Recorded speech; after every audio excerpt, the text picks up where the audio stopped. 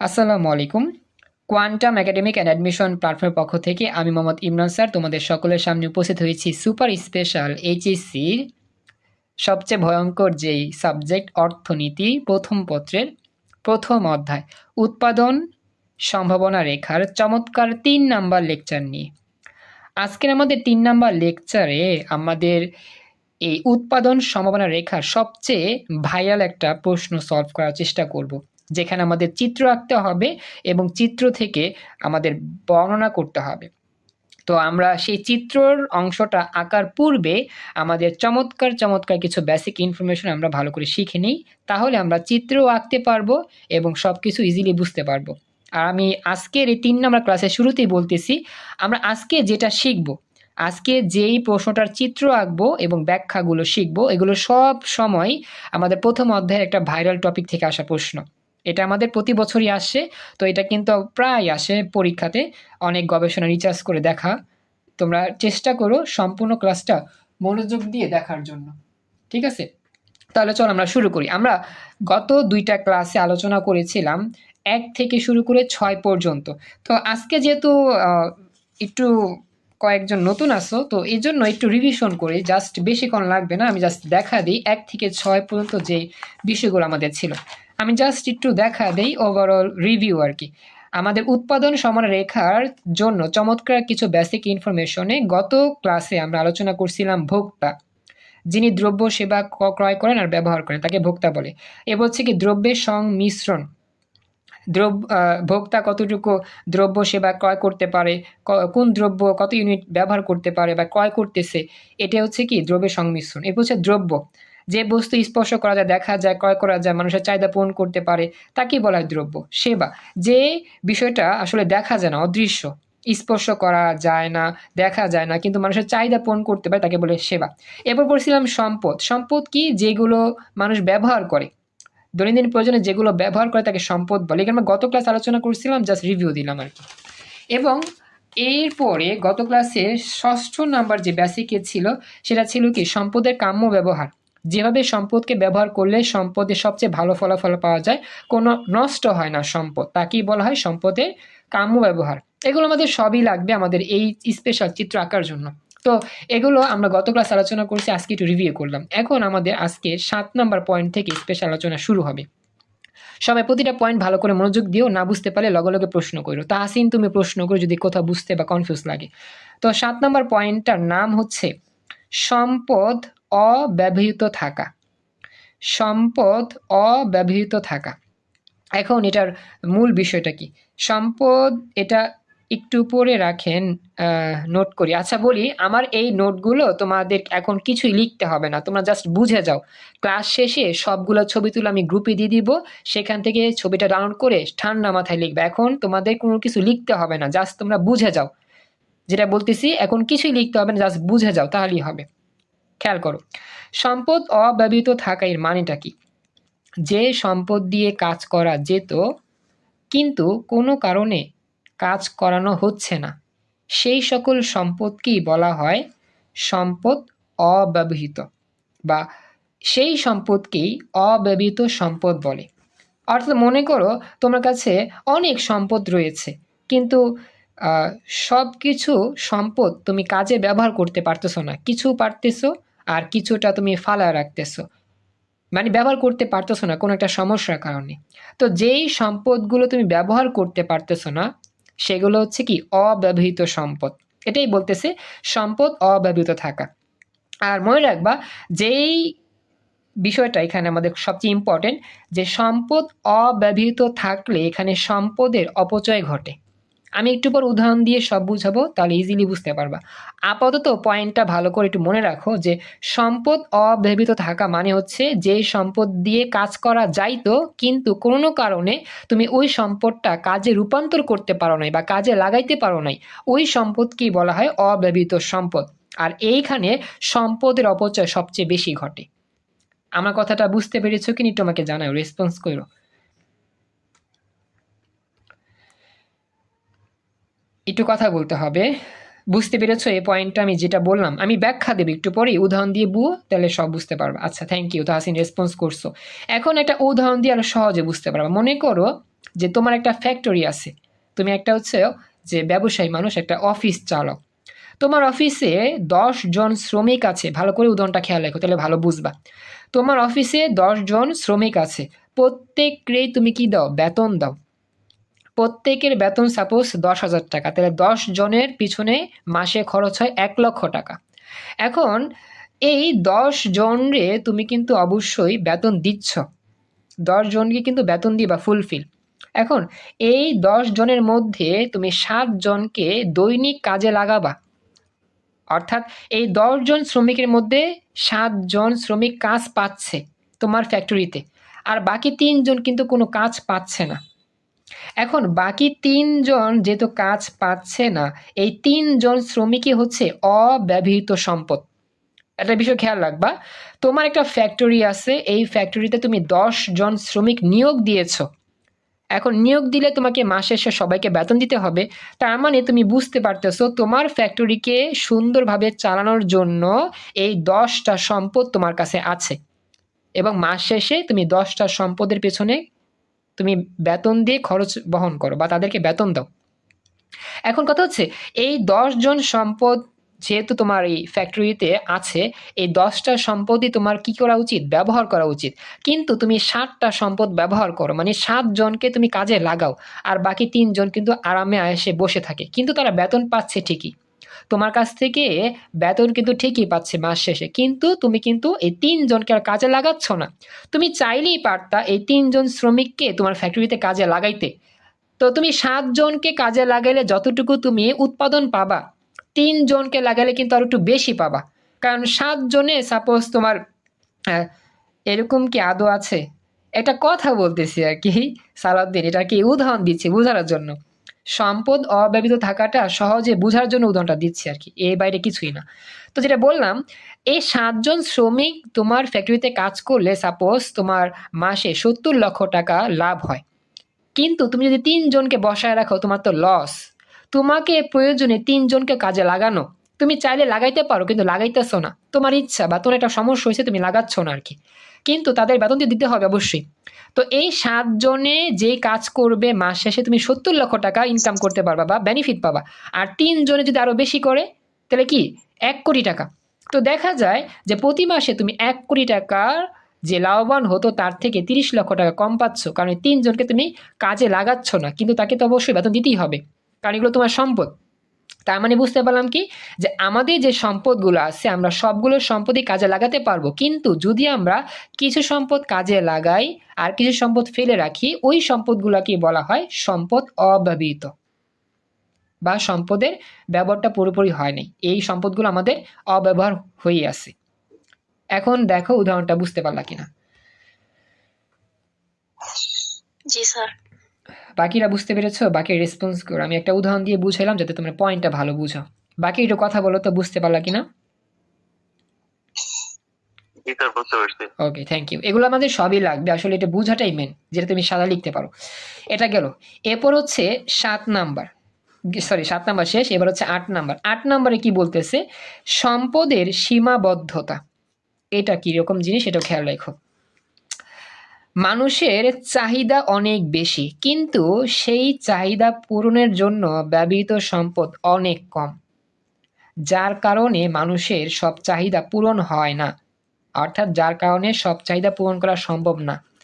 আর এই সীমিত সম্পদকেই সম্পদের সীমাবদ্ধতা বলা হয়। এটা খুব ইম্পর্টেন্ট, এটাও আমার লিখতে হয় পরীক্ষার জন্য, সৃজনশীলে কাজে লাগবে, খেয়াল রাখবা। সম্পদের সীমাবদ্ধতা অর্থাৎ মানুষের অনেক চাহিদা আছে, আমরা জানি আমাদের দৈনন্দিন জীবন অনেক চাহিদা থাকে, তো মানুষের চাহিদা অনেক বেশি, কিন্তু সেই চাহিদা পূরণ করার জন্য সম্পদ কিন্তু খুবই কম, যার কারণে যার কারণে সব চাহিদা মানুষের পূরণ করা সম্ভব হয় না। আর এই সীমিত সম্পদকেই বলা হয় সম্পদের সীমাবদ্ধতা।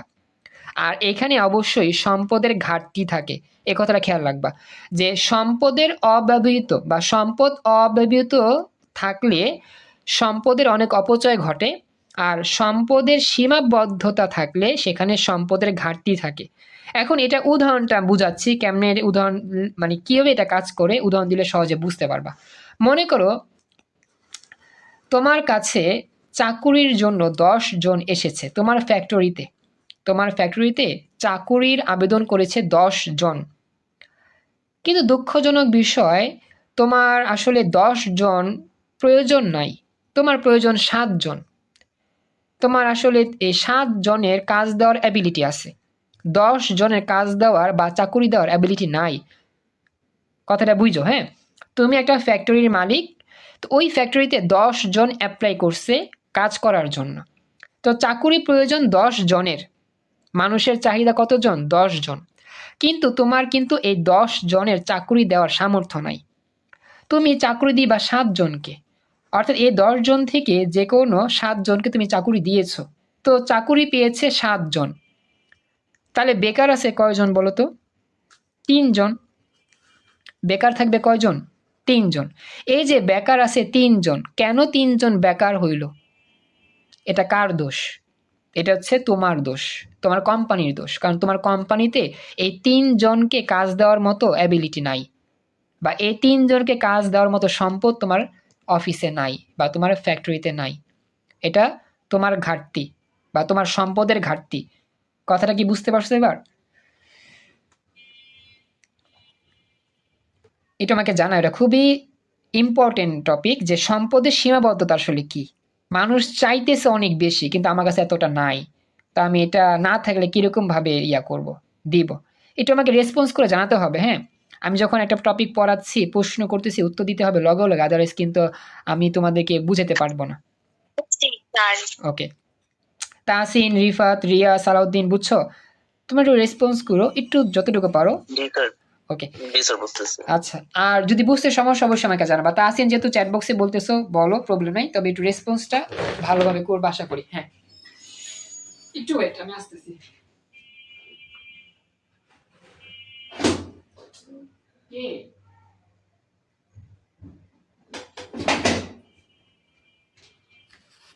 আসলে বাইরে একজন মানুষ আসছিল জন্য, দেখো।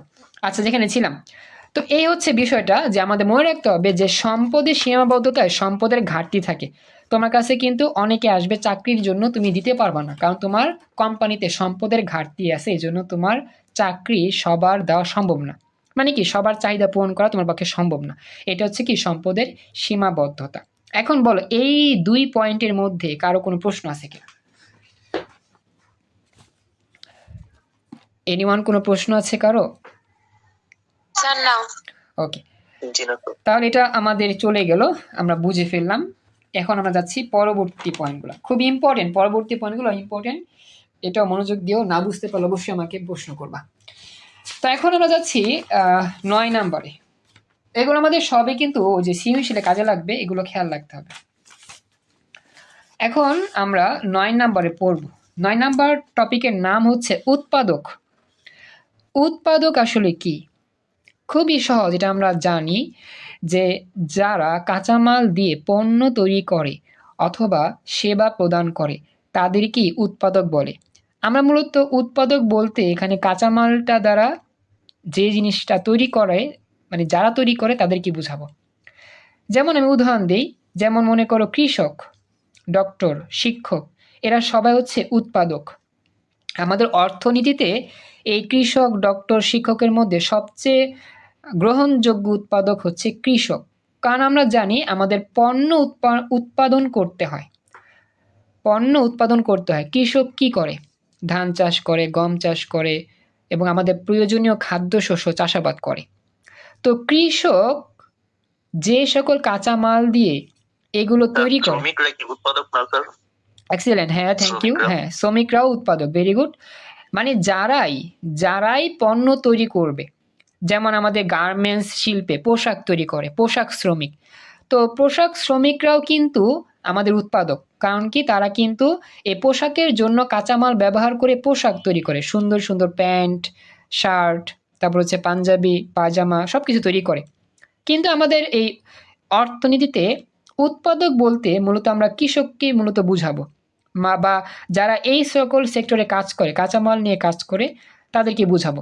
তারপরও আমরা ওই আমার পোশাক শ্রমিক বলো, কৃষক শ্রমিক বলো, আরো অন্যান্য সেক্টরগুলোতে যারা আছে আর কি, তাদেরকে বুঝাতে পারি, কোনো সমস্যা নেই। তারপর মনে রাখবা, উৎপাদকটা জাস্ট সিম্পল, যারা পণ্য তৈরি করে তাদেরকে উৎপাদক বলে, বিশেষ করে শ্রমিক। এক কথায় শ্রমিকরাই হচ্ছে এক একটা উৎপাদক। এবার দেখো ব্যাখ্যাটা বুঝতে পারলা কিনা, যে সকল শ্রমিককেই উৎপাদক বলা যাবে, যে সকল শ্রমিক পণ্য তৈরি করে বা সেবা প্রদান করে। শিক্ষক, শিক্ষক কিন্তু অবশ্যই উৎপাদক। ডক্টর উৎপাদক। আচ্ছা আমি বলি আসলে কথা হচ্ছে শিক্ষক কিন্তু সেবা প্রদান করে, ডক্টর কিন্তু সেবা প্রদান করে। এখানে কিন্তু দুইটা বিষয় খেয়াল রাখবে, একটা হচ্ছে পণ্য তৈরি করা অথবা সেবা প্রদান করা। সেবা প্রদান করলেও তাকে উৎপাদক বলে, অথবা পণ্য তৈরি করলেও উৎপাদক হয়। শিক্ষক কি দেয়? সেবা দেয়, শিক্ষা সেবা দেয়। যেমন আমরা কি করি? শিক্ষা সেবা দিই। ডক্টর কি? চিকিৎসা সেবা দেয়। তার মানে যে সবসময় যে তৈরি করতে হবে এমন কোনো কথা নাই, পণ্য তৈরি করতে হবে এমন কোনো কথা নাই, সেবা দিলেও সেটা কি হবে? উৎপাদক বলে গণ্য হবে। থ্যাংক ইউ সালাদিন, ভালো একটা প্রশ্ন করছো, খুশি হলাম। এই হচ্ছে বিষয়টা আর কি। তো এরকম প্রশ্ন করবা লগে লগে, যখন তোমার কনফিউজ থাকবে তাহলে ভালো শিখতে পারবা। 9 নাম্বার গেল, এরপর হচ্ছে 10 নাম্বার। 10 নাম্বারটা খুব ইম্পর্টেন্ট, খেয়াল রাখবা। কি বলতেছে এখানে, যে সম্পদের অপূর্ণ ব্যবহার। আসলে আমি লিখতে গিয়ে একটু আর কি স্পেলিং ভুল করছি, তোমরা লিখে নিও সুন্দরভাবে। সম্পদের অপূর্ণ ব্যবহার এর মানে কি? যখন কোনো সম্পদ পুরোপুরি ব্যবহার না করে অর্ধেক বা আংশিক ব্যবহার করা হয়, তখন সেই সম্পদকে সম্পদের অপূর্ণ ব্যবহার বলে। এই বিষয়টা খেয়াল রাখবা। আমরা হয়তোবা 7 নাম্বারে পড়ছিলাম অব্যবহৃত সম্পদ, আর এখন 10 নাম্বারে পড়তেছি সম্পদের অপূর্ণ ব্যবহার। এই দুইটা কিন্তু সেম না, একটু খেয়াল রাখবা, এই দুইটা কিন্তু ডিফারেন্ট, একটু পার্থক্য আছে এখানে। তো পার্থক্যটা কি আমি বলতেছি, খেয়াল রাখবা। তোমার কাছে সম্পদ আছে, সম্পদটাকে তুমি কাজে লাগাচ্ছ, কিন্তু পুরোপুরি কাজে লাগাচ্ছ না, অর্ধেক কাজে লাগাচ্ছ অথবা আংশিক কাজে লাগাচ্ছ। তো এই জন্য এই সম্পদের যেহেতু পরিপূর্ণ ব্যবহার হয় নাই, আংশিক ব্যবহার হয়েছে, এজন্যই বলা হয় অপূর্ণ ব্যবহার। এটার উদাহরণ কি হইতে পারে? যেমন মনে করো তোমার অফিসে 10 জন শ্রমিকই কাজের জন্য আবেদন করছিল, 10 জনই কাজ পেয়েছে বা 10 জনের চাকুরি হয়েছে। তো একটি অফিসে 10 জন শ্রমিক কাজ পেয়েছে। তো আমরা জানি, আচ্ছা বলো তো, যে একজন শ্রমিক লিগ্যালভাবে তার যে দৈনিক হাজিরা হয় কত ঘন্টায় একটা অফিসে বা একটা কারখানাতে, শ্রমিকের দৈনিক কত ঘন্টা কাজের একটা বৈধ হিসাব আছে বলো তো? লিগ্যাল যে পরিশ্রমটা, কত ঘন্টার পরিশ্রমটাকে আমরা লিগ্যাল পরিশ্রম বলি। যে একটা শ্রমিক ওই ফ্যাক্টরিতে কাজ করলে তাকে এতটুকুই কাজ করতে হবে, মানে এতটুকু সময় কাজ করতে হবে। সেটা কতটুকু সময় দেখি তো, কে বলতে পারো? এনিওয়ান? তাহসিন, রিফাত, রিয়া, সালাউদ্দিন, ইভা, বলো। আরেকবার বলুন তো। প্রশ্ন হচ্ছে, একজন শ্রমিক কোনো ফ্যাক্টরিতে যখন কাজ করে তার জন্য দৈনিক, 8 ঘন্টা। এক্সিলেন্ট, ভেরি গুড, 8 ঘন্টা। 8 ঘন্টা, হ্যাঁ আমি তো এটা জানতে চাচ্ছিলাম। আসলে একজন শ্রমিকের দৈনিক কমপক্ষে 8 ঘন্টা কাজ করতে, এটাকে বলা হয় তার দৈনিক বৈধ কাজ বা লিগেল কাজ। এর বাইরে যে কাজগুলো করে সেটাকে বলা হয় ওভারটাইম। ঠিক আছে, এটা কিন্তু তোমাদেরকে দ্রুত উত্তর দেওয়ার কথা ছিল, কিন্তু তোমরা হয়তো বা প্রশ্ন বুঝতে পারো না মনে হয়, এই জন্য দেরি হয়েছে। তাহসিন, রিয়া, সালাউদ্দিন, বুঝছো কি কথা? প্রশ্ন ছিল এটা, যে একজন শ্রমিকের, জানো না, এই যে আমাদের এই যে শ্রমিক দিবস হয়, হ্যাঁ শ্রমিক দিবস হয় ইয়াতে পহেলা, বলো তো পহেলা মানে কোন মাসের প্রথম তারিখ শ্রমিক দিবস বলো? শ্রমিক দিবস কোন মাসের প্রথম তারিখ? দেখি এটা কে কে পারো, কার মনে আছে? বিশ্ব শ্রমিক দিবস, কার মনে নাই? তার 1 মে। ভেরি গুড, এক্সিলেন্ট, ইভা উত্তর রাইট, 1 মে। আসলে যে বিশ্ব শ্রমিক দিবস কেন বলা হয় জানো? একজন শ্রমিকের কমপক্ষে তাকে 8 ঘন্টা কাজ করতে হবে যে কোনো একটা ফ্যাক্টরিতে, এটাই হচ্ছে শ্রমিক দিবসের মাহাত্ম্য। আর এর বেশি কাজ যদি কোনো কোম্পানির যে প্রধান আছে বা মালিক পক্ষ আছে সে যদি করাতে চায়, তাহলে ওভারটাইম হিসেবে তাকে অতিরিক্ত টাকা দিতে হবে। এটা হচ্ছে আমাদের ইম্পর্টেন্ট কথা, খেয়াল রাখবা। তো এবার আমাকে জানাও যে তাহসিন, তুমি কি এই ব্যাখ্যাটা বুঝছো কিনা? তাহসিন, রিয়া, বুঝতে পারছো ব্যাখ্যাটা? এটা হচ্ছে 8 ঘন্টা নির্ধারিত সময়। ওকে, এটা আর কি। এখন কথা হচ্ছে তোমার ফ্যাক্টরিতে 10 জন শ্রমিক আছে, কাজ পেয়েছে 10 জন, তো সবাই কাজ করতেছে, কিন্তু 8 ঘন্টার পরিবর্তে তারা 3 ঘন্টা করে কাজ করে। এখন ব্যাপারটা কি হইল দেখো, তোমার ফ্যাক্টরিতে 10 জন আবেদন করছে চাকুরির জন্য, 10 জনকে তুমি কি দিয়েছো? চাকরি দিয়েছো। এখানে কোনো সম্পদের সীমাবদ্ধতাও হয় নাই, বা আমাদের সম্পদ অব্যবহৃত অবস্থাও থাকে নাই। সবাই কিন্তু কাজ পেয়েছে, চাকুরি পেয়েছে, এবং সবাই কাজ করতেছে, কিন্তু একজন শ্রমিকের দৈনিক 8 ঘন্টা কাজ করার কথা, এটা হচ্ছে লিগ্যাল উপায়, বৈধ, এটা করতেই হবে, কমপক্ষে 8 ঘন্টা তার করতেই হবে।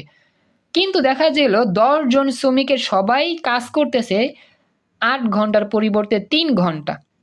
এই যে দৈনিক 8 ঘন্টার জায়গায় 3 ঘন্টা কাজ করলো, তাহলে বলো তো যে ওই শ্রমিকটা কি ওই দিনে তার কাজটা সঠিকভাবে কি আদায় করছে? যেখানে তার 8 ঘন্টা কাজ করা দরকার ছিল, সে 3 ঘন্টা করছে, বাকি 5 ঘন্টা করে নাই। তাহলে কি তার এই যে সম্পদ যে আমরা ব্যবহার করলাম, সেই সম্পদের সম্পূর্ণ ব্যবহারটা কি হয়েছে? হয় নাই। তুমি 8 ঘন্টায় যতটুকু পণ্য উৎপাদন করতে পারো, 3 ঘন্টা কি এর বেশি পারবা না কম পারবা? অবশ্যই কম পারবা। তো এখানে কিন্তু কোম্পানির লস, মালিক পক্ষের লস, শ্রমিকে কিন্তু মাস শেষে টাকা থাকবেই। তো এটাই হচ্ছে বিষয়, যে সম্পদ সব কিছুই ব্যবহার করি, মানে সম্পদটা আমরা সব সম্পদই ব্যবহার করতেছি, কিন্তু সম্পদের একটা লিমিটেশন আছে, অর্থাৎ সম্পদকে এতটুকু ব্যয় করতে হবে। তো এতটুকু খরচ না করে যদি আমরা এতটুকু খরচ করি, কম খরচ করি, তাহলে তো পরিপূর্ণ ব্যবহার হইল না। যেমন 10 জন শ্রমিকই কাজ করতেছে 10 জনই, কিন্তু 8 ঘন্টা না 3 ঘন্টা করে, সেক্ষেত্রে তোমারই কিন্তু ক্ষতি। এটাই হচ্ছে সম্পদের অপূর্ণ ব্যবহার। এবার দেখো যে সম্পদ অব্যবহৃত থাকা আর সম্পদের অপূর্ণ ব্যবহারের মধ্যে পার্থক্য বুঝতে পারছো কিনা? জি স্যার। ওকে, এটা খুবই ইম্পর্টেন্ট, আমাদের কিন্তু লিখতে হবে, সৃজনশীলের মধ্যে সাজায় লিখতে হবে। তুমি জাস্ট যদি বুঝে ফেলে এগুলো, এমনি লিখতে পারবে ইনশাল্লাহ। 10 নাম্বার গেল। এরপর হচ্ছে 11, 12, 13 সবচেয়ে ইম্পর্টেন্ট, যেগুলো আমাদের লিখতে হবে। হ্যাঁ, আমরা গ্রাফ যখন আঁকবো তখন আমরা এগুলো সব দেখবো ইনশাল্লাহ। আচ্ছা, 11 নাম্বার পয়েন্টে আমরা যাচ্ছি। 11 নাম্বার পয়েন্টটা হচ্ছে, আমি একটু এখন গ্রাফ দেখাবো, গ্রাফ দেখিয়ে দেখিয়ে পড়াবো। রত্না জয়েন করছো ক্লাসে। রত্না, তোমার কি অর্থনীতি সাবজেক্টটা আছে? রত্না, আচ্ছা, রত্না মনে হয় একটু ভুলে জয়েন করছে, সমস্যা না, যাই হোক। দেখো, তো 11 নাম্বার, 12, 13 তিনটায় আমাকে একটু গ্রাফ দেখাইয়া বুঝাইতে হবে। তবে গ্রাফ এখন আমরা আঁকবো না, আমরা গ্রাফটা আঁকবো আইসিটি ক্লাসের পর ইনশাল্লাহ। এখন দেখো, মুখস্থ করতে হবে, পয়েন্টটা বুঝাবো তোমাদের। 11 নাম্বার পয়েন্টে বলতেছে, উৎপাদন সম্ভাবনা রেখার উপরে অবস্থিত যে কোনো বিন্দুতে উৎপাদক পণ্য উৎপাদন করতে পারে। খুবই খুবই ইম্পর্টেন্ট কথা, মনোযোগ দিয়া মুখস্থ করবা। উৎপাদন সম্ভাবনা রেখার উপরে অবস্থিত যে কোনো বিন্দুতে উৎপাদক পণ্য উৎপাদন করতে পারবে বা পারে। সবাই কি কথাটা মুখস্থ করতে পারবা, বা কিছুটা হলো কি বুঝতে পারছো? একটু আমাকে জানা, আমি এখন চিত্র দেখাইলে সব বুঝতে পারবা। জাস্ট খেয়াল রাখো, উৎপাদন সম্ভাবনা রেখার উপরে আছে যে কোনো বিন্দু, সম্ভাবনা রেখার উপরে অবস্থিত যে কোনো বিন্দুতে উৎপাদক পণ্য উৎপাদন করতে পারে। এই লাইনটা হুবহু লিখে দিবা গহনঙে। এখন আমি তোমাকে দেখাই এইখানে আমাদের ছবির মাধ্যমে কিভাবে আমি এটা তোমাদেরকে বুঝাইতে পারি। খুবই ইজি, জাস্ট খেয়াল করলেই বুঝতে পারবা। মনে করো এটা হচ্ছে একটা উৎপাদন সম্ভাবনা রেখার গ্রাফ। আমি এটা আঁকাবো আমাদের ক্লাসের পরে, যখন আমরা ছবি আঁকবো আর কি। এখানে দেখো, এক্স অক্ষ বরাবর হচ্ছে এক্স দ্রব্য, ওয়াই অক্ষ বরাবর ওয়াই দ্রব্য। এখানে আমাদের একটা মূল গ্রাফ আছে। মূল গ্রাফ হচ্ছে এখানে এ থেকে শুরু করে বি, বি থেকে শুরু করে সি, সি থেকে শুরু করে ডি, ডি থেকে শুরু করে ই। এই যে এ ই রেখা, এই এ ই রেখার নামই হচ্ছে উৎপাদন সম্ভাবনা রেখা। আমি আবার বলতেছি, এ ই রেখার নাম হচ্ছে উৎপাদন সম্ভাবনা রেখা। সবাই কি কথাটা বুঝতে পারছো? একটু তাড়াতাড়ি বলো, আমাদের সময় খুব কম। এতটুকু বুঝছো? জি স্যার। আচ্ছা, এখন এই উৎপাদন সম্ভাবনা রেখা এ ই এর মধ্যে যতগুলো বিন্দু আছে, যেমন বি আছে, সি আছে, ডি আছে, তো এখানে যতগুলো বিন্দু আছে প্রত্যেকটা বিন্দুতেই পণ্য উৎপাদন করা সম্ভব। প্রত্যেকটা বিন্দুতেই পণ্য উৎপাদন করা সম্ভব। আমাদের কিন্তু 11 নম্বর এটাই বলছে যে উৎপাদন সম্ভাবনা রেখার যে কোনো বিন্দুতেই পণ্য উৎপাদন করতে পারে। হ্যাঁ, আমাদের কিন্তু এই কথাটাই বলছি একটু আগে। দেখো তোমাদের মনে আছে কিনা, আমি একটু আগে দেখাইছিলাম এটাই, দেখো মনে পড়ে কিনা। 11 আমরা বলতেছিলাম উৎপাদন সম্ভাবনা রেখার উপরে অবস্থিত যে কোনো বিন্দুতে উৎপাদক পণ্য উৎপাদন করতে পারে। তো এখানে উৎপাদক কারা? শ্রমিকরা। তো এই যে আমাদের এই এই সম্ভাবনা রেখার যে কোনো বিন্দু হতে পারে, সেটা বি হতে পারে, সি অথবা ডি, অথবা এ বি সি এর মাঝখানে কোনো বিন্দু, এ বির মাঝখানে কোনো বিন্দু, সি ডির মাঝখানে, ডির মাঝখানে, যে কোনো বিন্দুতে জি, এটা কি আচ্ছা, জিটা পরে বোঝাবো, জি আর এফটা পরে, এটা হচ্ছে মাহাত্ম্য, ওরা খুবই গুরুত্বপূর্ণ, এটা পরে বোঝাবো। এখন এই রেখার যে কোনো বিন্দুতেই উৎপাদক কি করতে পারবে? পণ্য উৎপাদন করতে পারবে। এই কথাটার ব্যাখ্যায় কার কোনো সমস্যা আছে বুঝতে থাকলে বলতে পারো। কার কোনো প্রশ্ন আছে এখানে? বুঝছো সবাই? তাড়াতাড়ি বল, সময় কম। স্যার জি। আচ্ছা, এখন আমাদের আরো 2টা পয়েন্ট বাকি, এটা হচ্ছে 12 আর 13।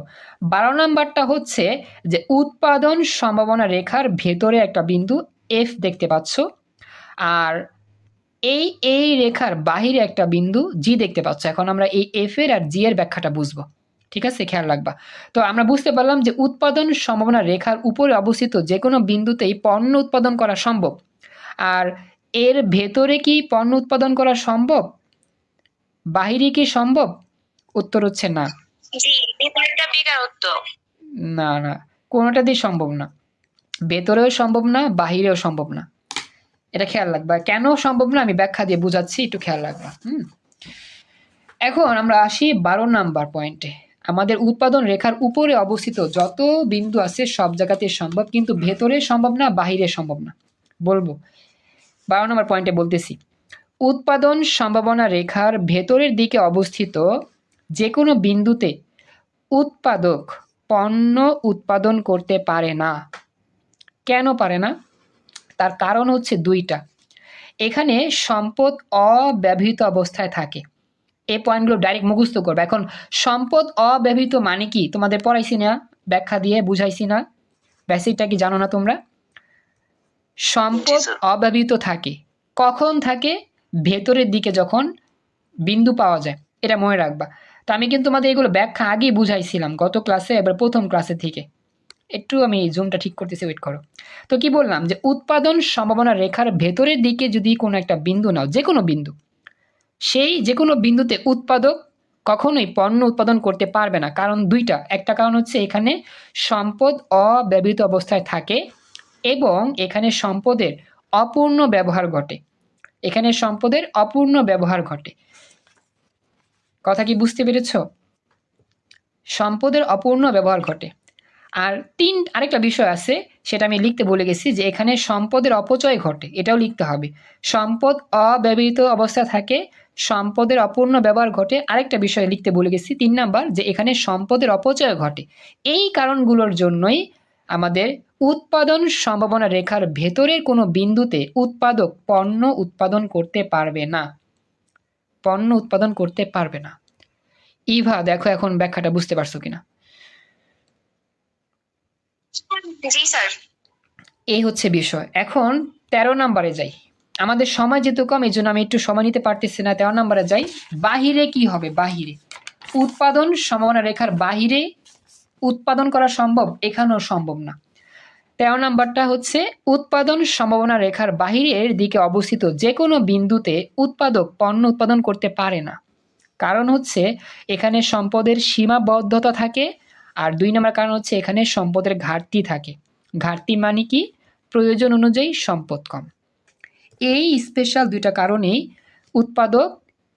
উৎপাদন রেখার ভেতরের কোনো বিন্দুতেও পারে না পণ্য উৎপাদন করতে, এবং কি বাহিরের কোনো বিন্দুতেও পণ্য উৎপাদন করতে পারে না। কিন্তু উৎপাদক সম্ভাবনা রেখার উপরে যে কোনো বিন্দুতে পণ্য উৎপাদন করতে পারে। 13 নাম্বার পয়েন্টটা বুঝতে পারছো কিনা এটা আমাকে জানাও। সবাই কি বুঝতে পেরেছো? তো আমরা ক্লাসের লিঙ্কটা আমরা এখানেই সেভ করতেছি। নেক্সট ক্লাসে আমরা চিত্র আঁকবো। আসসালামু আলাইকুম।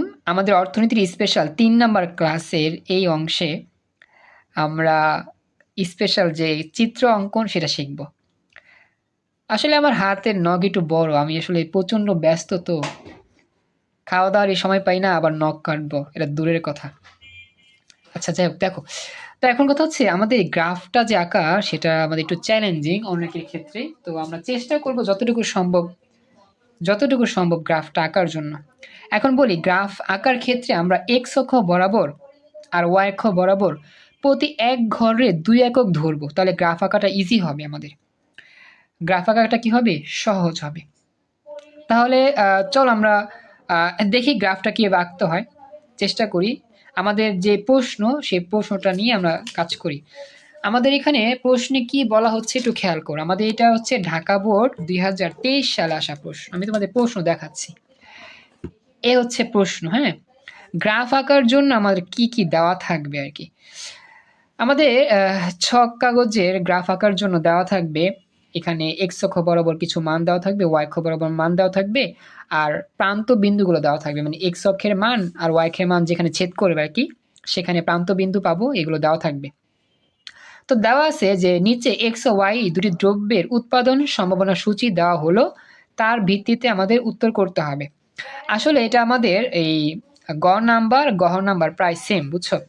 গ নাম্বারের যে এটা আমরা মনে করো যে একবারে প্রথম ক্লাসে আঁকছিলাম, তবে এটা গ্রাফ ছাড়া আঁকছিলাম। বলতেছে উদ্দীপকের আলোকে উৎপাদন সম্ভাবনা রেখা অঙ্কন করো, মানে ছবি আঁকতে হবে। এই বক্সটার সাহায্যে আমার এই এই গণ প্রশ্নে ছবি আঁকতে বলছে, উৎপাদন সম্ভাবনা রেখাটা আঁকতে বলছে। তো দেখি আজকে গ্রাফে কি আঁকা যায়। এরপরে গহ নাম্বারটার জন্য গ্রাফ লাগবে, সেম গ্রাফই লাগবে, তবে আমার এই ছকের সাহায্যে আঁকার পরে জাস্ট এক্স এর মান 40 আর ওয়াই এর মান 45 বসাবো, একটা বিন্দু পাবো, আর এক্স এর মান 70 বসে ওয়াই এর মান 60 বসে আরেকটা বিন্দু পাবো। এগুলো একটু এক্সট্রা। তো আপাতত মেন ছকটা থেকে আমার গ্রাফটা আঁকতে হবে। তাহলে চল আমরা গ্রাফ পেপারে শুরু করি, হ্যাঁ। তো আমাদের যে গ্রাফ পেপার আছে না, সেই গ্রাফ পেপারটা একটু বড় করে নিতে হবে, আদারওয়াইজ ছোট গ্রাফ আঁকা যাবে না। মানে একটা গ্রাফ পেপার তো মনে করো যে বড় হয়, লম্বা হয় না, অনেক বড়। এটাকে 2 ভাগ করবা, মাঝখান দিকে ভাঙবা বা কেটে ফেলবা। কেটে ফেলার পরে একটু জুম, মানে ফোকাস হচ্ছে তো রেখাগুলো একটু অন্যরকম, এই জন্য আর কি জুমে ফোকাস হয় এটা বেশি। হ্যাঁ, এবার দেখো, তো এখন কথা হচ্ছে এই যে এই অংশটা আমরা অর্ধেক করার পরে আমরা এই 5 ঘর উপরে স্কেল দিয়ে দাগ দিব। সবাই একটু দেখো, পেন্সিল দিয়ে শুরু করতে পারি যে 5 ঘর উপরে, 5 ঘর বাদ দিয়ে আমরা করব আর কি, হ্যাঁ। এই যে 5 ঘর, এখান থেকে 5 ঘর উপরে দাগ দিয়ে আমরা এটা করব। আমি দেখাচ্ছি, তোমরা দেখো, এই যে স্কেল দিয়ে আমরা দাগ দিব 5 ঘর উপরে। যদিও দেখা যাচ্ছে কিনা আমি শিওর না, কারণ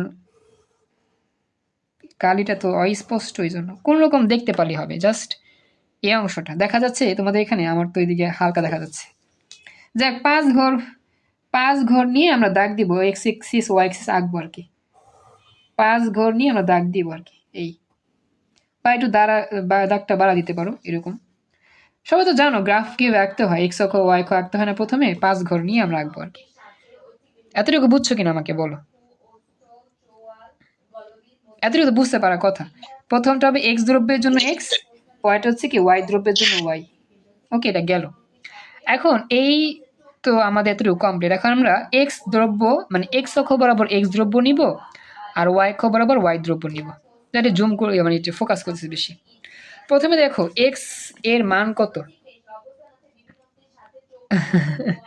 হালকার উপর যাশা দেখা যাচ্ছে। দেখো এক্স এর মান 0 হলে ওয়াই এর মান 70। এখন আমরা কি করব জানো, প্রতিটা ঘরকে আমরা যে কাজটা করব 2 করে ধরবো।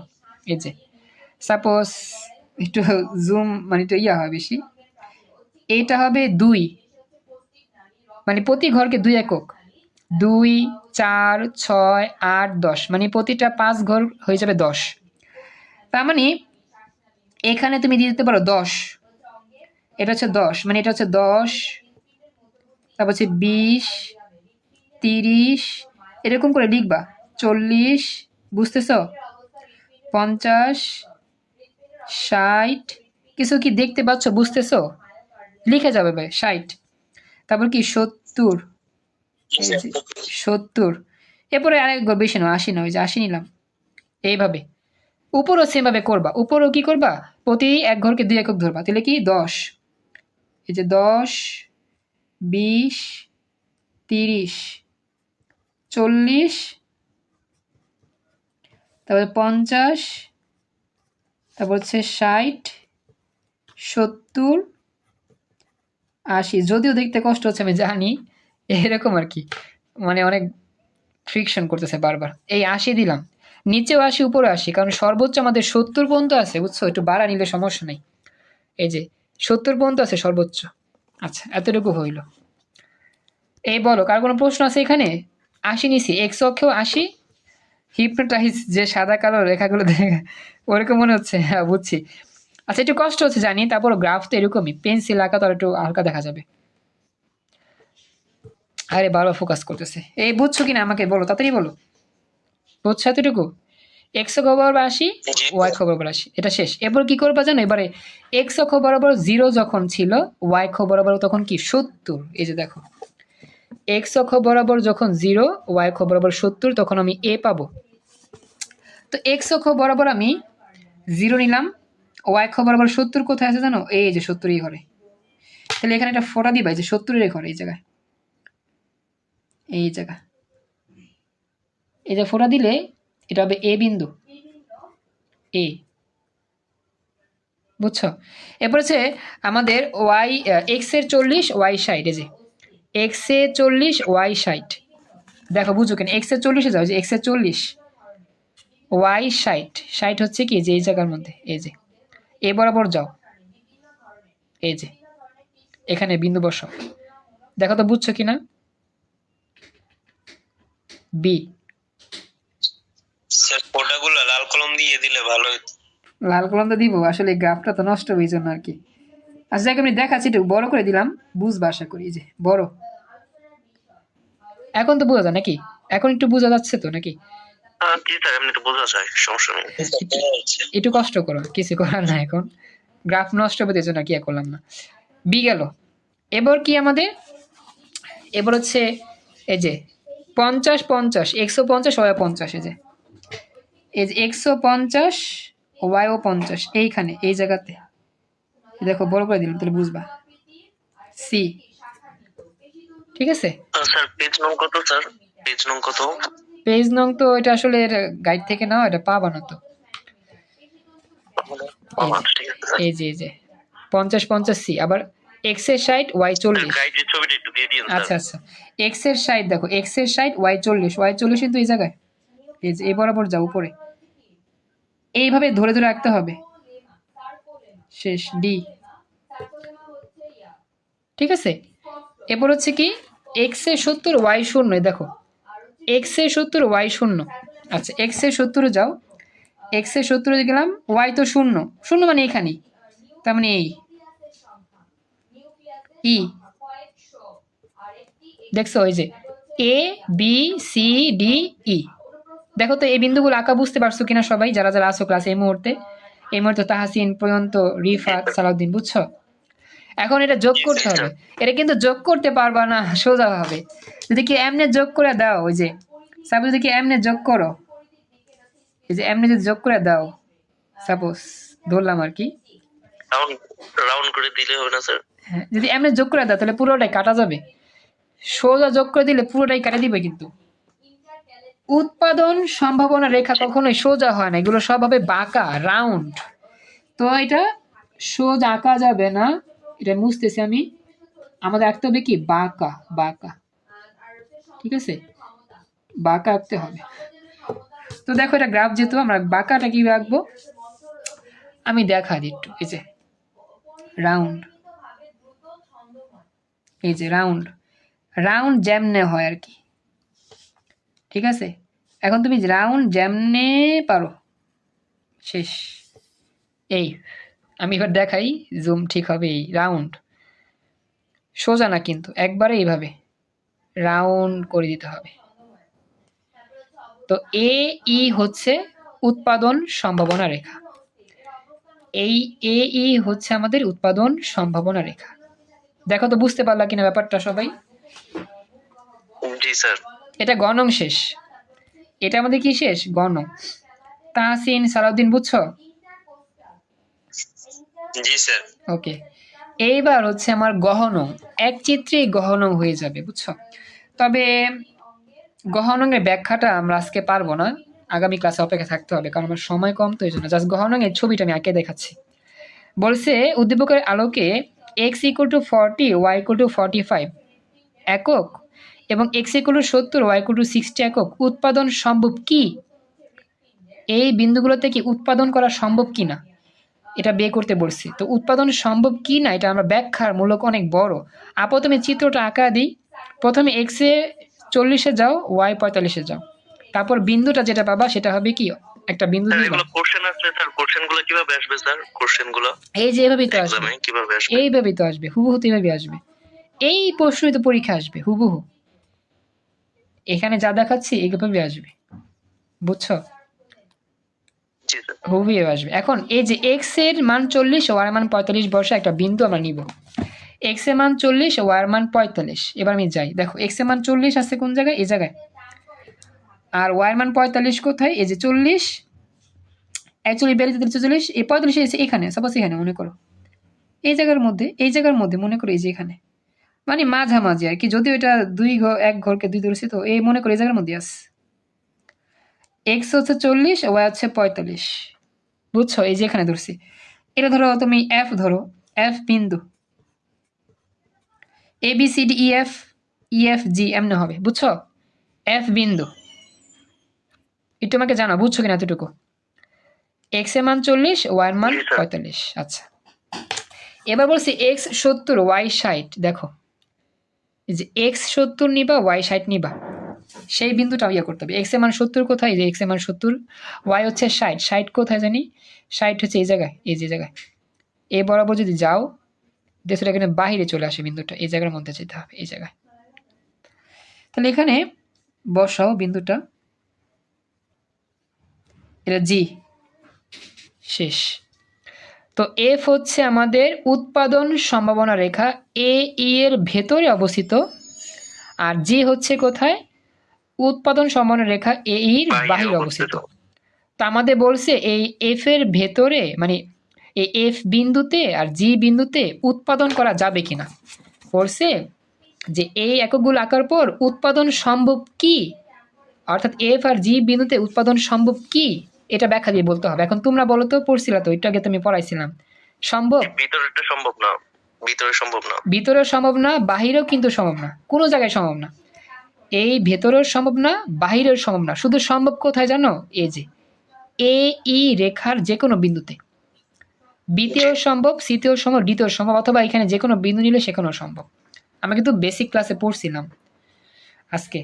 সালাউদ্দিন, তাহসিন, বুঝছো ব্যাপারটা? নিজে সমস্যা ছিল তো স্যার, শুধু ভিতরে যে সম্ভব না এটাই শুনছিলাম, বাইরেটা শুনি নাই। ও আচ্ছা, বুঝতে পারছি। এই হচ্ছে তোমার চিত্র আঁকার নিয়ম।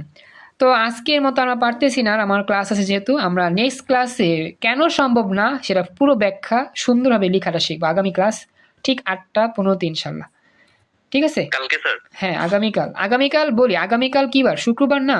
আগামীকালও ক্লাস নিব ইনশাল্লাহ। শুক্রবার। আবার যদি পারি শনিবারও ক্লাস নিব ইনশাল্লাহ। সোমবার তো তোমাদের জি, স্যার, পরীক্ষা, ইনশাআল্লাহ। ঠিক আছে? যতটুকু পারি, জি, সোমবারে একদম। হ্যাঁ, শুক্র শনি নিয়ে যতটুকু পারি হেল্প করবো।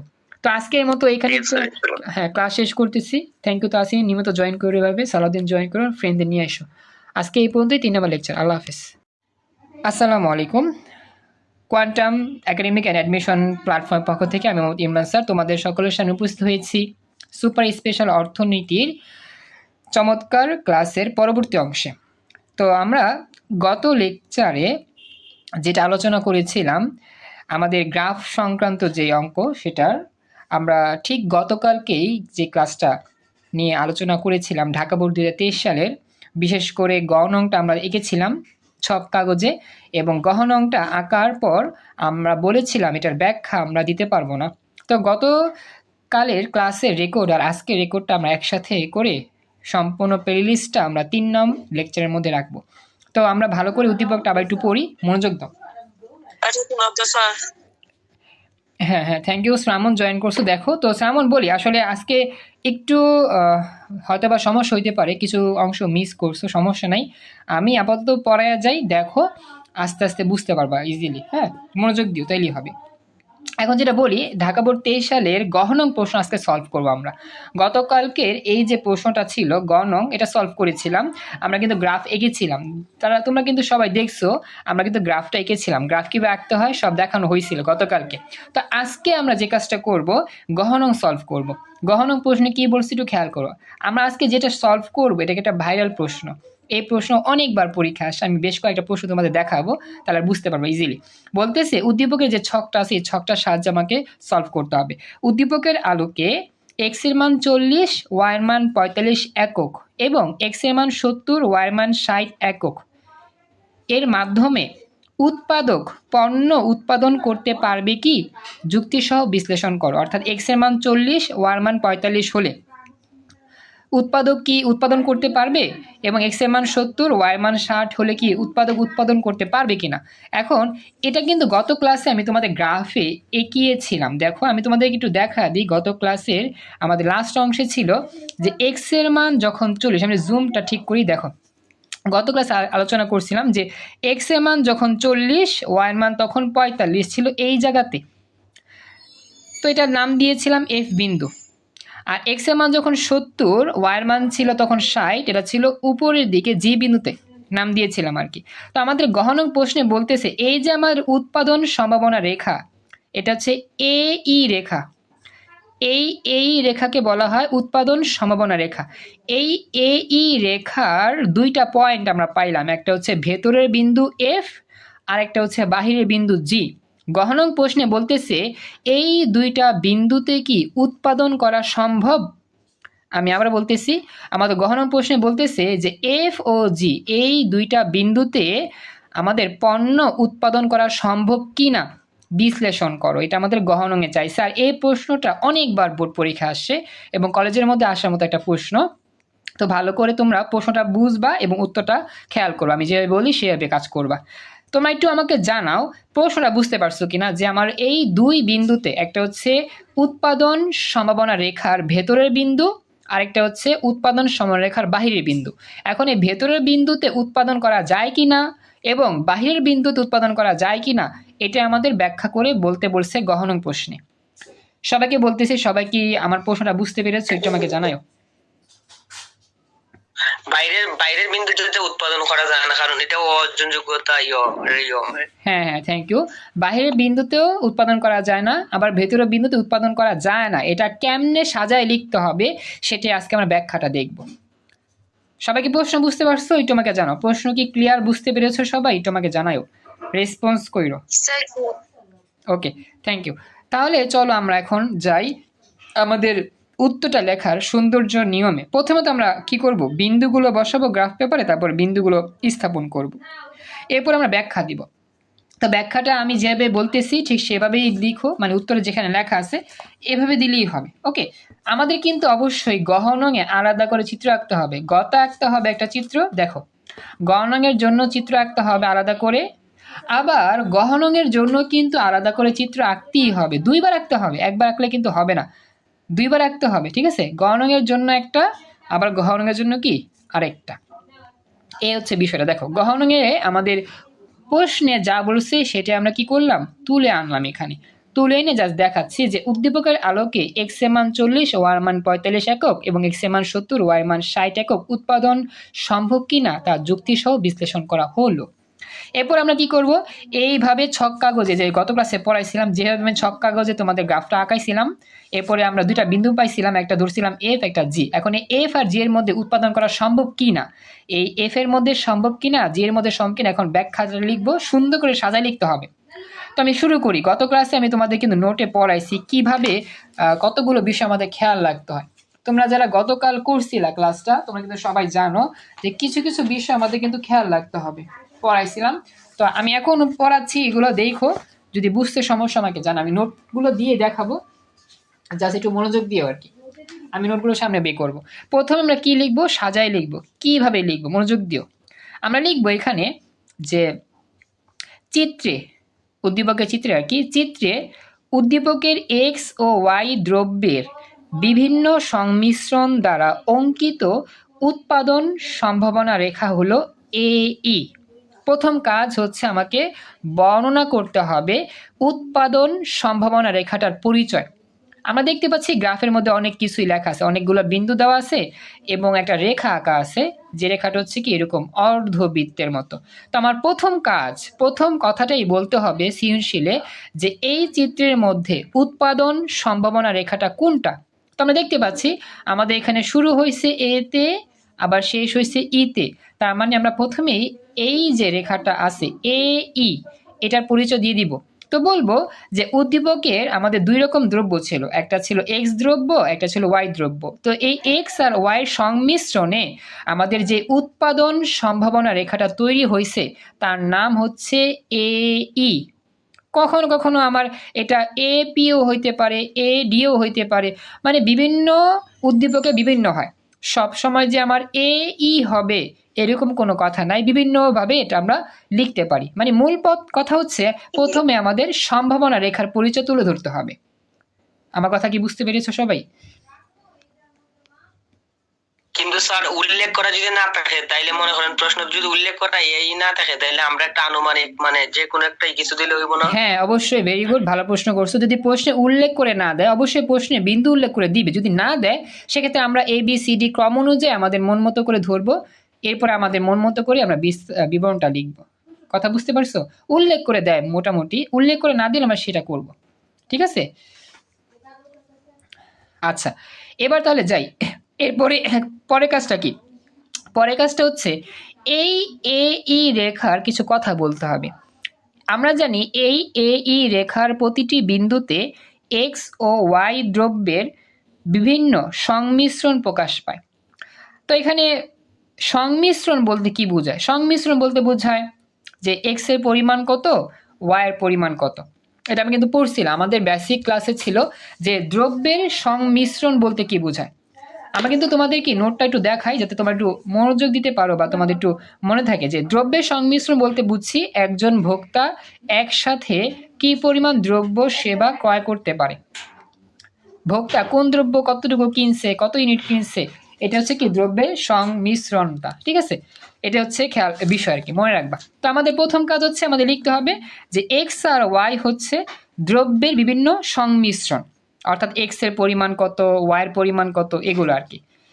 এটা কথাটা বুঝতে পারছো যে এক্স এর পরিমাণ এত হলে ওয়াই এর পরিমাণ এত হয়, এক্স এর পরিমাণ এত হলে ওয়াই এর পরিমাণ এত হয়। মানে কি এক্স আর ওয়াই হচ্ছে দ্রব্যের বিভিন্ন সংমিশ্রণের প্রকাশ। সংমিশ্রণ তো মানে বলতে বোঝায় যে কোনটা কতটুকু ইউনিট নিয়ে আমরা কাজ করতেছি, ইটিসি। মোজাহিদ জয়েন করছো। মোজাহিদ এটা আসলে সায়েন্সের ক্লাস না, এটা হচ্ছে অর্থনীতি ক্লাস। তুমি তো সায়েন্সে, তো সায়েন্সের ক্লাসটা শুরু হবে 9টা বাজে, তখন আইসো। এখন বলো তোমরা কি বুঝছো কিনা সংমিশ্রণের কথাটা কেন বলছে? কারণ আমরা জানি এক্স এর বিভিন্ন মান হইলে ওয়াই ভিন্ন ভিন্ন মান পাওয়া যায়। কখনো এক্স এর মান ওয়াই এর মান সেম হয় না। দেখা যায় এক্স এর মান 40 হয়েছে, ওয়াই এর মান কত 60, আবার এক্স এর মান 50, ওয়াই এর মান হচ্ছে 50। এই ক্ষেত্রে সেম হয়, সবসময় সেম হয় না, কিছু কিছু ক্ষেত্রে সেম হয়। এক্স এর মান 60, ওয়াই এর মান কত 40, এরকম মানে এক্স এর বিভিন্ন মানের জন্য ওয়াই বিভিন্ন মান পাই, এরপরে গ্রাফটা আমরা অঙ্কন করি। এই জন্যই বলছে যে এই রেখার প্রত্যেকটা বিন্দুতে এক্স আর ওয়াই এর বিভিন্ন সংমিশ্রণ পাওয়া যায় বা সংমিশ্রণ প্রকাশ পায়। এই কথাটা কি বুঝতে পারতেছো? একটু আমাকে জানাতো সবাই। সংমিশ্রণের ব্যাপারটা কি বুঝতে পেরেছো? একটু আমাকে জানাইও। এটা আরেকবার রিপিট করুন স্যার। আচ্ছা আমি বলি, তুমি তো ক্লাসটা মনে মিস করছো। সংমিশ্রণ কি পাইছিলা? দ্রব্যের সংমিশ্রণ এই ক্লাসটা কি পাইছিলা? আমি পড়াইছিলাম যে কোনটা আমরা কতটুকু ব্যবহার করতেছি, এই ক্লাসটা পাইছিলা কি? না না, তুমি এই ক্লাসটা পাও নাই, তো এই জন্য বুঝতে সমস্যা হচ্ছে। আসলে আমাদের সংমিশ্রণ বলতে বোঝা আমরা এক্স দ্রব্য কতটুকু ব্যবহার করতেছি সেই শর্তে ওয়াই কতটুকু ব্যবহার করতেছি, এটা হচ্ছে সংমিশ্রণ।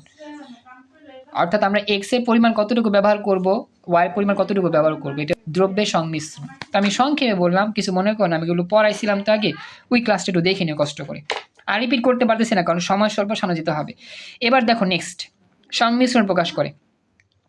এই রেখা সম্পদের কাম্য ব্যবহার নির্দেশ করে। পরের কথা কি বলতেছি যে এই রেখাটা হচ্ছে উৎপাদন সম্ভাবনা রেখা। এই রেখাটা আমাদের সম্পদের কাম্য ব্যবহার নির্দেশ করে। এখন সম্পদের কাম্য ব্যবহার মানে কি? অর্থাৎ যেভাবে সম্পদ ব্যবহার করলে সম্পদের কোনো ক্ষতি হয় না, সেটা হচ্ছে সম্পদের কাম্য ব্যবহার। এগুলো আমি কিন্তু তোমাদের পড়াইছি বিগত ক্লাসে, যারা মিস করছো ওই ক্লাসটা দেখে নিও, ঠিক আছে। এখন বলি, গত ক্লাসগুলোতে যারা ছিলাম, মানে বেসিক ক্লাসগুলোতে যারা ছিলাম, সম্পদের কাম্য ব্যবহার যখন পড়াইছিলাম, তোমরা তো অবশ্যই ছিল যে যখন সম্পদটাকে ব্যবহার করা হয়, যখন আমরা সম্পদটাকে সুন্দরভাবে ব্যবহার করি যার ফলে ফলাফল ভালো হয় এবং কোনো কিছুই নষ্ট হয় না, তাকে সম্পদের কাম্য ব্যবহার বলে। তো এই কথাগুলো কিন্তু মনে আছে, যাদের মনে আছে তোমরা একটু আমাকে জানাও তোমরা কি বুঝতেছে কিনা আজকে যতটুকু পড়াচ্ছি। ইভা আসো, সালাদ্দিন আসো, রিফাত আসো, স্বাধীন আর পর্যন্ত তো একটু জয়েন মিস করছো, তোমরা কি বুঝতে পারতেছো? এটাই আর কি। তো আমাদের মনে রাখতে হবে উৎপাদন সম্ভাবনা রেখার প্রথম পরিচয়, এখানে বিভিন্ন সংমিশ্রণ প্রকাশ পায় আর এখানে সম্পদের কাম্য ব্যবহার নিশ্চিত হয়। এটা হচ্ছে আমাদের বিষয়, খেয়াল রাখবা। এই দুইটা কথা প্রথমে লিখে দিব যে এই রেখাতে আমাদের সম্পদের সুষ্ঠু ব্যবহার হয়। সম্পদের কাম্য ব্যবহার মানে কি? সুষ্ঠু ব্যবহার হয়। কারণ কি, এই রেখার যে কোনো বিন্দুতেই আমরা পণ্য উৎপাদন করতে পারি, এজন্য। এরপরে বলতেছে মূলত উৎপাদন সম্ভাবনা রেখার ভেতরের দিকে, হ্যাঁ এখন মূল পয়েন্ট আসতেছে, মূলত উৎপাদন সম্ভাবনা রেখার ভেতরের দিকে উৎপাদন করলে সম্পদ অব্যবহৃত থাকে। সম্পদ অব্যবহৃত থাকে। এখন সম্পদ অব্যবহৃত মানে কি, এটাও পড়াইছিলাম, যেখানে আমাদের সম্পদের সুষ্ঠু ব্যবহার হয় না, সম্পদ নষ্ট হয় বা অপচয় হয়, গত ক্লাসে পড়াইছিলাম, তো এগুলো মনে রাখবা। তো এখন বলতেছি কি আমরা, যে উৎপাদন সম্ভাবনা রেখার ভেতরের কাহিনী বলতেছি, অর্থাৎ এই উৎপাদন সম্ভাবনা রেখা এর ভেতরের দিকে যে কোনো বিন্দু হতে পারে, এখানে বিন্দু, এখানে বিন্দু, এখানে এখানে এখানে এখানে, মানে যে কোনো যে একটা বিন্দু, অর্থাৎ উৎপাদন সম্ভাবনা রেখার ভেতরের দিকে অবস্থিত যে কোনো বিন্দুতে যদি আমি পণ্য উৎপাদন করতে চাই বা উৎপাদন করলে সম্পদের অপচয় ঘটে বা সম্পদ অব্যবহৃত অবস্থায় থাকে। তোমাদের কি পয়েন্টগুলো মনে আছে? আমি গত ক্লাসে কিন্তু ভালো করে তোমাদের পড়াইছিলাম কোথায় কি করলে কোথায় কি হয়, মনে আছে? ওটাই আর কি, গুড। আচ্ছা, তো সম্পদ অব্যবহৃত থাকে। আর আমরা জানি যে আমার যদি সম্ভাবনা রেখার বাহিরে উৎপাদন করতে চাই তাহলে কি হয়, সম্পদের সীমাবদ্ধতা পাওয়া যায়। তো এই জন্য পড়ালেনে বলবো আমরা। আর আমরা জানি সম্পদের সীমাবদ্ধতার কারণে এর বাহিরে, মানে উৎপাদন সম্ভাবনা রেখার বাহিরে উৎপাদন করা যায় না। এই দুইটা কথা লিখতে হবে। প্রথমে লিখবা ভেতরে উৎপাদন করা যায় না। কেন যায় না? কারণ এখানে ভেতরে উৎপাদন করতে গেলে সম্পদের অপচয় হয়, ক্ষতি হয়। আর বাহিরে উৎপাদন করা যায় না, পয়লানে বলতে হবে কেন উৎপাদন করা যায় না। এখানে উৎপাদন করতে গেলে সম্পদ পাওয়া যায় না, সম্পদের ঘাটতি থাকে বা সীমাবদ্ধতা থাকে। এই হচ্ছে দুইটা লাইন। দেখো বাকিরা বুঝতে পারলা কিনা, যে প্রথমে বললাম ভেতরে উৎপাদন করা যায় না, কেন যায় না, পরে বললাম বাহিরে উৎপাদন করা যায় না, কেন যায় না। দুইটা কারণ পাশাপাশি লিখে দিলাম। বাকিরা কি বুঝতে পারছো? একটু আমাকে জানাও, বাকিরা কথা বলো। ইভাও তো ছিল, সালাদ্দুনিও ছিল ওই ক্লাসে, তোমরা একটু বলো। আচ্ছা, এরপরে তো বলতেছে যে এই কথাগুলো বলার পর বলে দিব, তাই কোনো উৎপাদক, উৎপাদক মানে কি, যারা উৎপাদন করে, এটাও পড়াইছি। তাই কোনো উৎপাদক এই রেখার ভেতরের দিকে উৎপাদন করবে না। অর্থাৎ কোনো একটা উৎপাদক কখনোই এই রেখার ভেতরের দিকে উৎপাদন করবে না। এদিকে যদি উৎপাদন করতে যায় তাহলে সম্পদের ক্ষতি হবে। তো কেউ তো চায় না সম্পদের ক্ষতি করতে, তো উৎপাদন করবে না। তো বলতেছে কারণটা কি? তো বলতেছে যে কারণ, যদি আমরা ভেতরের দিকে উৎপাদন করি, কারণ সম্পদের অপূর্ণ ব্যবহার হবে। যদি ভেতরের দিকে আমরা উৎপাদন করি তাহলে সম্পদের অপূর্ণ ব্যবহার হবে। এখন কথা হচ্ছে স্যার সম্পদের অপূর্ণ ব্যবহারটা আবার কি? এটা কিন্তু পড়ছিলাম গত ক্লাসে, যে সম্পদটা ব্যবহার করা হয় কিন্তু পরিপূর্ণভাবে না, আংশিক ব্যবহার করা হয়, সেটাকে বলা হয় কি, সম্পদের অপূর্ণ ব্যবহার। এই পয়েন্টগুলো আমি তোমাদেরকে কেন আলাদা করে আলোচনা করছি, যাতে তোমরা ওই ব্যাখ্যাটা বুঝো। এই যে আমি কিন্তু পয়েন্ট আকারে বলছিলাম সম্পদের অপূর্ণ ব্যবহার কি, তারপর হচ্ছে গিয়ে উৎপাদক কি, তারপর হচ্ছে সমন্বয় রেখার ভেতরে বাইরে কি হয়, ইত্যাদি ইত্যাদি। তো এগুলো খেয়াল রাখবা, হ্যাঁ।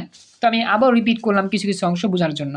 তো কেন আমাদের ভেতর উৎপাদন করা যায় না, এর কারণটা আমরা বলতেছি। কোনো উৎপাদক যদি আমাদের সম্ভাবনা রেখার ভেতরে উৎপাদন করতে চায় তাহলে কিন্তু দেখা যাবে সম্পদ অপূর্ণ অবস্থা থাকবে, এই জন্য উৎপাদন করতে পারবে না। আবার অপরদিকে এই রেখার বাহিরের কোনো বিন্দুতেও উৎপাদক সম্পদের সীমাবদ্ধতার কারণে পণ্য উৎপাদন করতে পারবে না। এটা আমার ব্যাখ্যা বলতে হবে। মানে প্রথমে তো বলছি ভেতরেও পারবে না বাহিরেও পারবে না, পরের লাইনে একটু ব্যাখ্যা বাড়ায় দিচ্ছে আর কি। প্রথম লাইনে বলতেছি যে ভেতরেও পারবে না বাহিরেও পারবে না, পরের লাইনে সেম কথাই বলতেছি, একটু দু একটা ওয়ার্ড আমি বেশি যুক্ত করতেছি, মানে উত্তরটা একটু বড় করার জন্য। মানে উপরের লাইন নিচের লাইনটা প্রায় সেম সেম। কেন পারবে না উপরে বলছি একটু, নিচে বলতেছি বিস্তারিত আর কি। এই হচ্ছে বিষয়টা। তো বলতেছি যে উৎপাদন সমানরেখার বাহিরের বিন্দুতেও উৎপাদন করতে পারবে না, কারণ এখানে কি আছে, সম্পদের সীমাবদ্ধতা আছে। দেখো এতটুকু বুঝতে পারলাম কিনা সবাই? এতটুকু বুঝতে পেরেছো? মানে একটু বাড়ায় লিখলাম, প্রথমে একটু কথা কম বলছি, পরে একটু বেশি লিখছি, এই। আর ব্যাপারটা সেম, মেন থিমটা সেম। আচ্ছা, এখন কথা হচ্ছে পরবর্তী স্টেপে কি লিখবো। এখন আমরা উদ্দীপকের সাহায্য নিব, লিখবো এখানে উদ্দীপকে বলছিল যে এক্স এর মান 40 ও ওয়াই এর মান 45। তো লিখবো এখানে এক্স এর মান 40 একক আর ওয়াই এর মান 45 একক হলে যে বিন্দুটা আমরা পাই তার নাম ধরছিলাম এফ বিন্দু। আর এই এফ বিন্দুর অবস্থান কোথায়? এফ বিন্দুটি হচ্ছে এই রেখার ভেতরের দিকে অবস্থিত। মানে এখন একটু উত্তর বড় করার জন্য আর কি সাজাচ্ছে আর কি, এটা কিছু, এটা আর এটা ছাড়া কিছুই না, বুঝছো?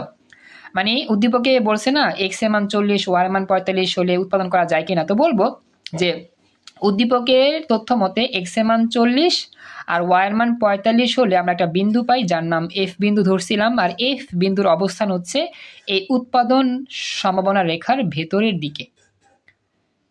ব্যাপারটা বুঝছো কিনা? জাস্ট এটাই বলছে, আর কিছু না। বুঝতে পারছো কথাটা? একটু আমাকে জানাও। একটু বড় করতেছি, উত্তরটা একটু বড় করতেছি। আচ্ছা, এরপরে আমার এই জি বিন্দুর কথাটা বলতে হবে, সেম ভাবে বলে দিবা। তো লিখবা যে আচ্ছা এখানে কিছু আর কি এক্সট্রা অ্যাড করছে, উৎপাদন করতে পারবে না একটু অ্যাড করছে, মানে বড় করার জন্য যেগুলো করে আর কি। তো বলতেছে যে তাই কোনো যুক্তিশীল উৎপাদক চাইবে না তার সম্পদের অপচয় হোক। স্যার এটা এফ না ধরে অন্য কিছু ধরতে পারবে? অবশ্যই পারবা। তুমি যদি এফ না ধরে পি কিউ ধরো তাও পারবা। সাপোজ নিচেরটা পি ধরলা উপরেরটা কিউ, তাও পারবা। তবে সৌন্দর্য কি? সৌন্দর্য হচ্ছে ক্রমটা মেনটেন করবা, এ বি সি ডি ই তারপরে এফ জি, মানে ক্রমটা মেনটেন করলে সুন্দর হয়, উপস্থাপনাটা সুন্দর হয়, এই জন্য আর কি ক্রম মেনটেন করলাম, এই হচ্ছে বিষয়। তারপরেও দিতে পারো ইচ্ছা মতো, কোনো সমস্যা নেই। তো বলতেছে যে কেন আমাদের এখানে পারবে না, একটু আরো বড় করতেছি, লিখতেছি তাই কোনো জ্যোতিষের উৎপাদক চাইবে না তার সম্পদের অপচয় হোক বা ক্ষতি হোক, তাই এফ বিন্দুতে আমাদের পণ্য উৎপাদন করা যাবে না বা করবে না। এর কারণ এ বিন্দুতে সম্পদের পূর্ণ ব্যবহার হয় না। মানে দেখছো, মানে ঘুরা ফিরা একই কথা বলতেছি যাতে একটু বড় হয় আর কি। আমরা তো লিখছি যে এখানে অপূর্ণ ব্যবহার হয়, আবার সেখানে বলতেছি পূর্ণ ব্যবহার হয় না, মানে ঘুরিয়ে ফিরে দুইটা লাইন আমি বাড়াইতেছে আর কি। এভাবেই লিখতে হবে, ঠিক আছে? এটা গেল। এরপরে আবার এক্স এর মান 70 ও ওয়াই এর মান 60 হলে আমরা একটা বিন্দু পাই যার নাম দিছিলাম জি বিন্দু। এই জি বিন্দুর অবস্থানটা কোথায়? এটা হচ্ছে বাহিরে। তো লিখে দিবা জি বিন্দুর অবস্থান হচ্ছে এই এই রেখার বাহিরের দিকে বা বাহিরে অবস্থান করছে। তাই সম্পদের সীমাবদ্ধতার কারণে কোনো উৎপাদক এই বিন্দুতেও উৎপাদন করতে পারবে না। কারণ আমরা জানি আমাদের যে বাহিরের বিন্দুতে আছে, এই যে আমাদের বাহিরের বিন্দুতে যে আছে বিন্দুটা জি, এই জি উৎপাদন সমানরেখার বাহিরে অবস্থান করা, এখানে কিন্তু আমাদের সম্পদের সীমাবদ্ধতা বা ঘাটতি দেখা যায়, যার কারণে এই বিন্দুতেও কিন্তু কোনো উৎপাদক পণ্য উৎপাদন করতে পারবে না। মানে ওই আগের কথাই মানে ঘুরায় ফিরে বলতেছো একটু বড় করার জন্য। ব্যাপারটা বুঝতে পারছো এতটুকু? এটা আমাকে জানাও, তাড়াতাড়ি বলো, বুঝছো? আচ্ছা, এরপরে লাস্ট অফ অল বলতেছে তাই সম্পদের সীমাবদ্ধতার জন্য আমরা কোনো উৎপাদক কি ওই বাইরের বিন্দু উৎপাদন করতে পারবে না। সর্বশেষে বলা যায়, সুতরাং দিয়ে শেষ করবা, সর্বশেষে বলা যায় X equal to 40 Y equal to 45 F বিন্দুতেও উৎপাদন করতে পারবে না, এবং কি X equal to 70 Y equal to 60 G বিন্দুতে উৎপাদন করতে পারবে না। হ্যাঁ, তুমি তোমার নিজের মতো করে লিখে দিতে পারো, তবে মেন পয়েন্ট অবশ্যই লিখতে হবে। মেন পয়েন্টগুলো কি? প্রতিটা বিন্দুর অবস্থান বলতে হবে যে এই বিন্দুটা উৎপাদন সমানা রেখা, এটা এই উৎপাদন সমানের ভেতরে রেখা, ভেতরে অবস্থিত, এটা বাইরে অবস্থিত, এগুলো বলে তারপর বলতে হবে যে কেন পারবে না, কেন পারবে, এগুলো তুমি সাজায় লিখতে পারো। আমাদের এখানে তো লেখা আছে একটু একটা দুইটা লাইন বড় কইরা, দুইটা লাইন বাড়ায়া, একটু বড় কইরা, তুমি তোমার মতো করে সাজায় লিখবা, তাহলেও কোনো সমস্যা নাই। ব্যাস এটাই শেষ। সর্বশেষ লাইনটা বলবা যে উৎপাদন করা সম্ভব না। এফ বিন্দুতেও সম্ভব না, জি বিন্দুতেও সম্ভব না। কেন সম্ভব না সেই বিস্তারিত আলোচনা তো আমরা উপরে সব করেই ফেলছি, আর কিছুই করতে হবে না। এটা হচ্ছে ঢাকা বোর্ড সৃজনশীলের গহনঙে আসা উত্তর। এখন আমাকে জানাও যারা উপস্থিত আছো ক্লাসে এই মুহূর্তে, প্রিয়ন্ত, রিফাত, স্বাধীন, সালাউদ্দিন, ইভা, কোনো প্রশ্ন আছে কিনা? এটাই গহনং প্রশ্ন, এভাবে লিখে দিলেই 4 পেয়ে যাবে ইনশাল্লাহ। ছবি সহ, চিত্র সহ অবশ্যই গ্রাফ আঁকতে হবে। সবাইকে বুঝতে পেরেছো? আমরা যদি মানে এটা যদি মানে ব্যাখ্যাটা যদি আমরা মানে চিত্র অনুযায়ী যদি দিলাই তাইলে তো মনে করেন মুখস্থ করা লাগতো না এটা। না না, চিত্র অনুযায়ী আঁকলে কখনো মুখস্থ করতে হবে না। আমি তো বুঝাই দিলাম, মানে প্রথম তো আমরা চিত্র দেখা বুঝাই দিলাম যে এখানে এটা থাকলে এটা হয়, ওখানে থাকলে এটা হয়, আর এদিকে এটা থাকলে এটা হয়। চিত্র দিয়ে বুঝাইছি দেখে তোমাকে কিছু কিছু পয়েন্ট মুখস্থ করতে হচ্ছে বর্তমানে, কিন্তু যখন তুমি নিজে লিখবা তখন আর মুখস্থ করতে হবে না। তুমি কয়েকবার পড়লেই বুঝতে পারবা যে কোন জায়গায় থাকলে কি হয় না হয়। বুঝছো? জি ওকে। আর স্বাধীন আজকে প্রথম ক্লাস করতেছো, খুশি হলাম। একটু কষ্ট হবে আমি জানি, তারপরও বিগত ক্লাসগুলো দেখলে ইজি হবে আরো। এবার ইভা, রিফাত আমাকে জানাও তোমাদের কোনো প্রশ্ন আছে কিনা। এটা গহনং শেষ, আমরা পরবর্তী প্রশ্ন নিচ্ছি, তাড়াতাড়ি বলো। জি না স্যার, কোনো প্রশ্ন নাই। আচ্ছা, এটা আমাদের শেষ। এবার আমি নেক্সট প্রশ্ন নিয়ে আসতেছি। হ্যাঁ, তো পরবর্তী প্রশ্নটা আমাদের কোথায় আসছে? এটা আমাদের 23 সালে আসছে, 2000, তবে এটা রাজশাহী বোর্ডে আসছে। হ্যাঁ, আমি দেখি এখানে কি কি বলছে, আমি একটু দেখি, খেয়াল করি, তেলেই হবে। মনোযোগ দিয়ে সবাই প্রশ্নটা পড়বা। হ্যাঁ, আশা করি তোমরা কিন্তু ছবি আঁকতে পারবা। ছবি আঁকা নিয়ে আর কোনো প্যারা নাই।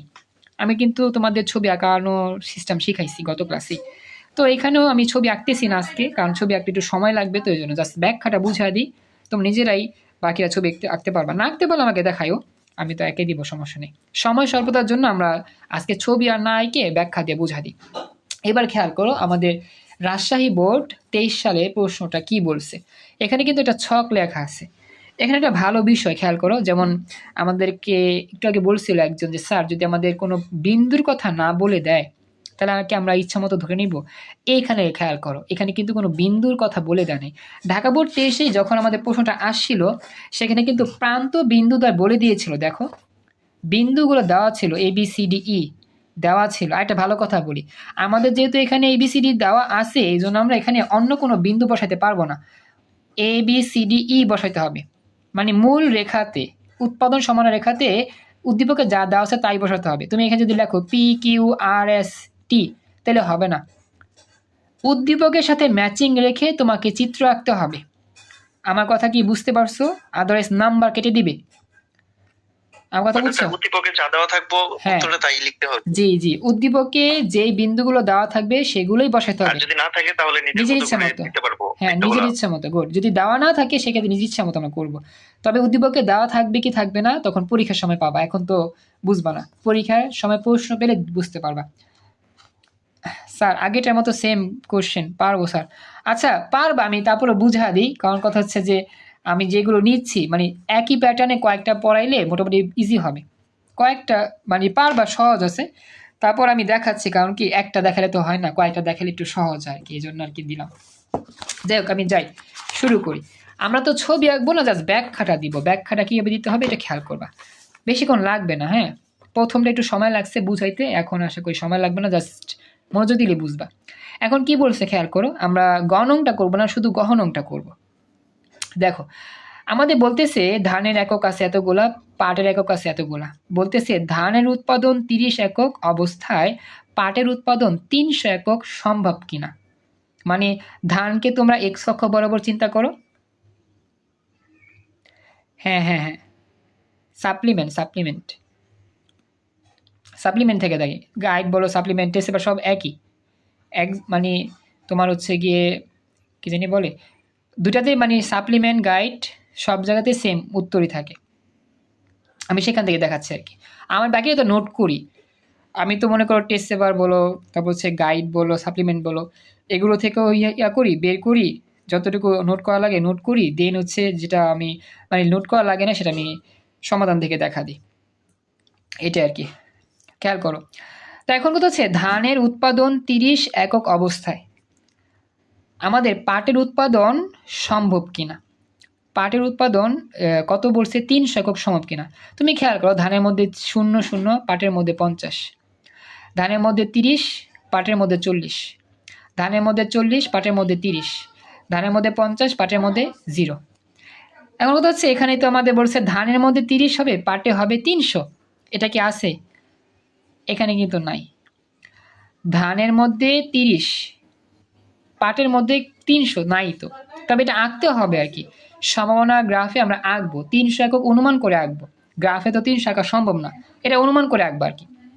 আমরা যখন গণং আঁকবো তখন এই গ্রাফ দিয়ে মানে এই বক্স দিয়ে আঁকতে পারবো। গণনের গ্রাফ আঁকতে গেলে 300 টাকা অনুমান করে আঁকতে হবে। আমার কথা কি বুঝতে পারছো?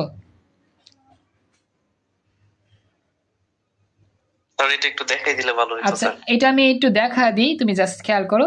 এটার গণংটা দেখো, গণংটা ইজিলি বুঝতে পারবা। গণংটা তো সহজই হবে, জাস্ট তুমি এক্স অক্ষ বরাবর ধান নিবা, ওয়াই অক্ষ বরাবর পাট নিবা। কারণ মনে রাখবা প্রথমটাকে অবশ্যই তোমার এক্স অক্ষ বরাবর রাখতে হবে।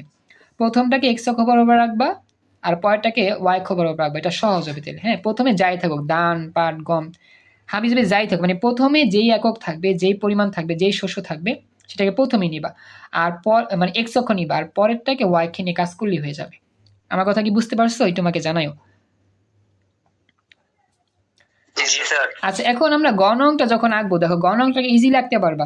যেমন হচ্ছে এক্স অক্ষ বরাবর 30 হলে ওয়াই অক্ষ বরাবর 40, এক্স অক্ষ বরাবর যদি 0 হয় ওয়াই অক্ষ বরাবর 50, এ বিন্দু বি বিন্দু। এবার হচ্ছে এক্স অক্ষ বরাবর 40, ওয়াই অক্ষ বরাবর 30, সি বিন্দু।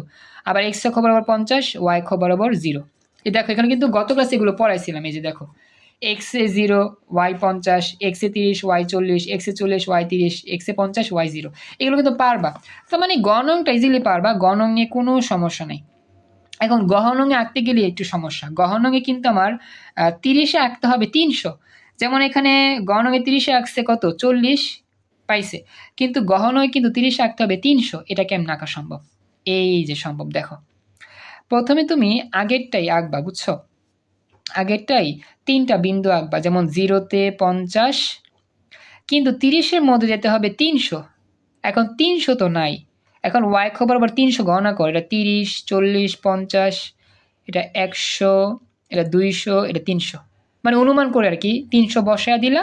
তো 30 থেকে এক্স এর মান 30, ওয়াই এর মান তখন 300, মানে এই জায়গার মধ্যে 300 তো তুমি অনুমান করছো। এই জায়গায় 300টা কি করছো? অনুমান করছো। এক্স অক্ষ বরাবর 30, ওয়াই অক্ষ বরাবর 300, এইভাবে অনুমান করে বসাইলা। রিফাত দেখো এখন বুঝছো কিনা? অনুমান করছি এটা কি, জাস্ট এক্স এর মানটা 30, ওয়াই এর মানটা 300। বুঝতে জি স্যার, পারছো? বুঝতে পারছি। আমাদের কিন্তু বি ছিল গণঙে, এটা আগেই ছিল, বুঝছো?